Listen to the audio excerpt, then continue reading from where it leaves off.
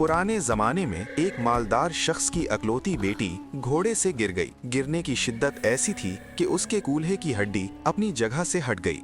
लड़की शदीद दर्द में मुब्तला हो गई और चलने फिरने से बिल्कुल माजूर हो गई। बाप ने शहर के मशहूर हकीमों को बुलाया ताकि इलाज हो सके, मगर मसला ये था कि लड़की किसी गैर मर्द को अपना जिस्म छूने की इजाजत देने पर तैयार ना थी। बाप ने बहुत समझाया कि इलाज के लिए शरीयत भी इसकी इजाजत देती है, लेकिन लड़की अपनी जिद पर कायम रही और दिन ब दिन इसकी हालत बिगड़ती चली गई। आखिरकार लोगों ने मशवरा दिया कि शहर से बाहर एक निहायत दाना और तजर्बाकार हकीम रहते हैं, बेहतर है उनसे जाकर मशवरा किया जाए, शायद कोई हल निकल आए। बाप फौरन उस हकीम के पास पहुंचा और अपनी बेटी की पूरी कैफियत बयान की। हकीम ने गौर से बात सुनी और फिर कहा, मैं बगैर हाथ लगाए इलाज कर सकता हूँ, मगर इसके लिए एक शर्त है जिसे पूरा करना लाजमी होगा। बाप ने फौरन कहा, शर्त कुछ भी हो मैं कबूल करने के लिए तैयार हूँ। हकीम ने कहा, एक निहायत सेहतमंद और मोटी ताज़ा भैंस मेरे पास ले आओ।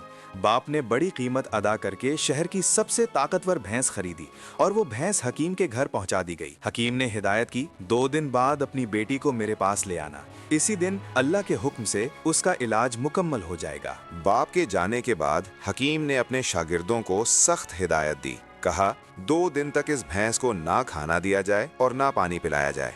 शागिर्द हैरान हो गए, मगर उस्ताद के हुक्म की तामील की। 2 दिन में भैंस भूख और प्यास से निढाल हो गई। मुकर्ररा दिन बाप अपनी बेटी को चारपाई पर लिटाकर हकीम के पास ले आया। हकीम ने कहा, लड़की को भैंस की पीठ पर बिठा दो। ये सुनकर सब लोग हैरान रह गए, मगर हुक्म मान लिया गया। फिर हकीम ने कहा, लड़की के दोनों पांव रस्सी से भैंस के पेट के गिर्द बांध दो। उसके बाद भैंस के सामने ताज़ा घास रख दी गई। 2 दिन की भूखी भैंस बेताबी से खाने लगी। फिर नमक मिला हुआ पानी एक बड़े बर्तन में उसके सामने रखा गया। भैंस ने जल्दी जल्दी पानी पीना शुरू कर दिया। नमक की वजह से प्यास और बढ़ गई और उसने बहुत ज्यादा पानी पी लिया। खाने और पानी से भैंस का पेट तेजी से फूलने लगा।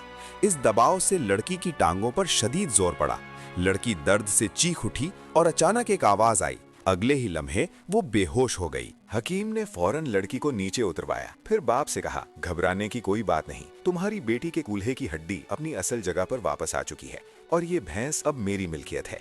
ये अजीम हकीम कोई आम इंसान नहीं थे, यही वो दाना थे जिन्हें दुनिया बाद में हकीम बू अली सीना के नाम से जानने लगी, जिनका इल्म और कमाल चारों सिमतों में मशहूर हुआ।